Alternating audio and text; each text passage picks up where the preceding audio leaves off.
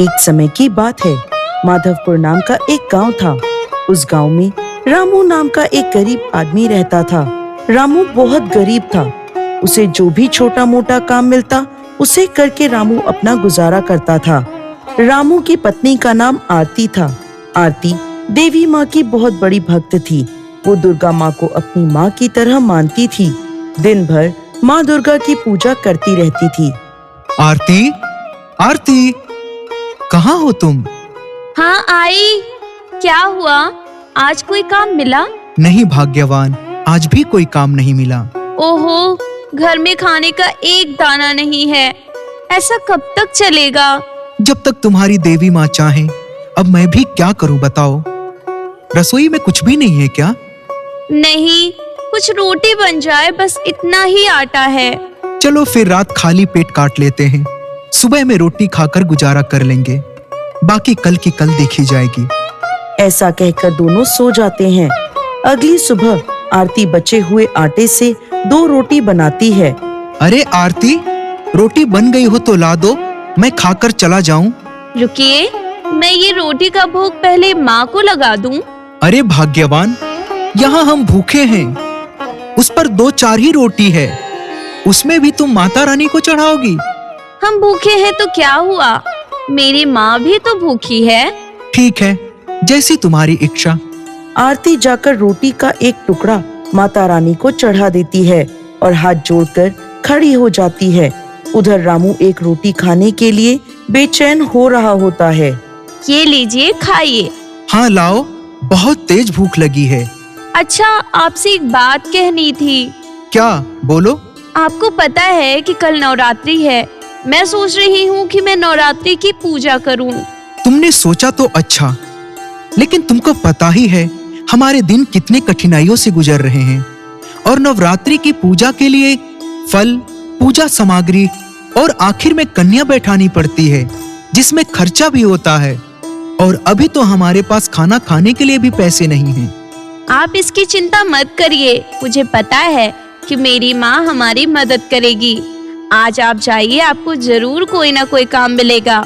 अच्छा, चलो फिर कोशिश करता हूँ, बाकी देवी माँ की इच्छा।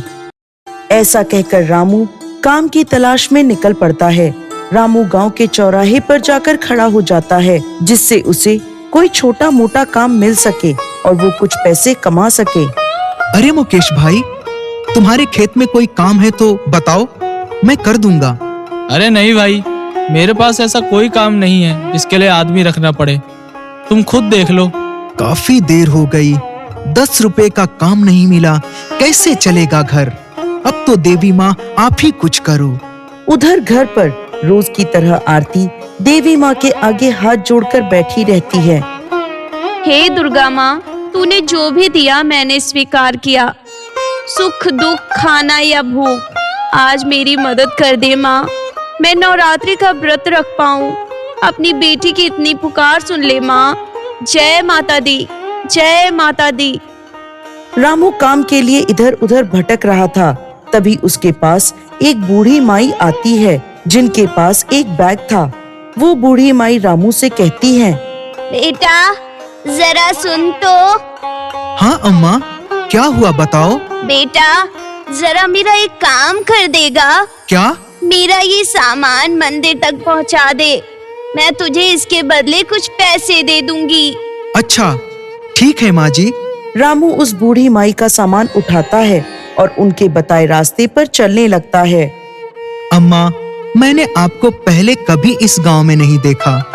बेटा, आज ही मैं इस गांव में आई हूँ। मैं मंदिर मंदिर जाके कीर्तन करती हूँ। अच्छा बेटा, बस यहीं रोक दे मुझे, यहीं रख दे सामान। ये ले बेटा, तेरी मेहनत के पैसे। माँ जी, ये पैसे तो काफी ज्यादा है। अरे कोई बात नहीं बेटा, रख ले, काम आएगा तेरे। अच्छा सुन, मैं 9 दिन इस गांव में ही रहूंगी और घर घर घूमूंगी। तो मुझे एक ऐसा आदमी चाहिए जो मेरे साथ साथ मेरा बस्ता उठा ले चले और शाम को वापस मुझे इस मंदिर में छोड़ दे। क्या तू मेरे लिए काम करेगा? मैं तेरे को हर दिन कुछ पैसे दे दूंगी। बिल्कुल माँ जी, मैं तो एक ऐसे ही काम की तलाश में था। अच्छा, चल ठीक है बेटा, कल तू मुझे लेने मंदिर आ जाना। रामू बूढ़ी माई का सामान मंदिर में रखकर खुशी खुशी अपने घर चला जाता है। आज रामू बहुत खुश था क्योंकि आज रामू को उन बूढ़ी माई से अच्छे पैसे मिल गए थे। अरे आरती, कहाँ हो तुम? हाँ जी, क्या हुआ बताइए? आज तो आप बहुत खुश लग रहे हैं, क्या बात है? अरे क्या बताऊं आरती, आज देवी माँ ने तुम्हारी पुकार सुन ली। आज मुझे एक बुढ़ी अम्मा मिली। वो हमारे गांव में 9 दिन के लिए कीर्तन करने आई हैं। उन्होंने मुझे 9 दिन के लिए अपना बस्ता ढोने का काम भी दिया है और आज उन्होंने मुझे पैसे भी दिए। ये देखो। अरे ये तो काफी ज्यादा है, इससे तो हमारी नवरात्रि अच्छे से मन जाएगी। हाँ, अब तुम फटाफट जाओ और इन पैसों से नवरात्रि के लिए सामान और कुछ भोजन का प्रबंध करो। हाँ, अभी करती हूँ। इसके बाद आरती उन पैसों की मदद से नवरात्रि के लिए सामग्री ले आई और खाने के लिए भी कुछ ले आई, जिससे दोनों ने पेट भर कर खाना खाया और सो गए। अगले दिन आरती अपनी नवरात्रि की पूजा में जुट जाती है। बूढ़ी माई के दिए पैसों की वजह से रामू और आरती नवरात्रि अच्छे से मना लेते हैं। आरती पूरी श्रद्धा से माँ दुर्गा की पूजा अर्चना करती है। आज नवरात्रि का आखिरी दिन है। आरती घर में कन्या जमाने वाली है और रामू घर से किसी काम से गया हुआ है। तभी उसे रास्ते में वो बूढ़ी माई मिलती हैं। अम्मा, आज आपको कहाँ छोड़ना है? बेटा, आज तू मुझे अपने घर ले चल। मेरे घर? क्या तू मुझे अपने घर नहीं ले जाएगा? क्यों नहीं माँ जी, चलिए। रामू बूढ़ी माई को अपने साथ अपने घर ले आता है। घर में आरती कन्याओं को भोजन करा रही होती है। आरती, कहाँ हो? क्या हुआ? ये कौन है? यही तो वो अम्मा हैं जिनके बारे में मैं बता रहा था तुमको। अच्छा, प्रणाम माँ जी, खुश रहो बेटी। फिर रामू और आरती बूढ़ी माई को अपने घर में ले जाते हैं। घर के अंदर कन्या भोजन कर रही होती हैं।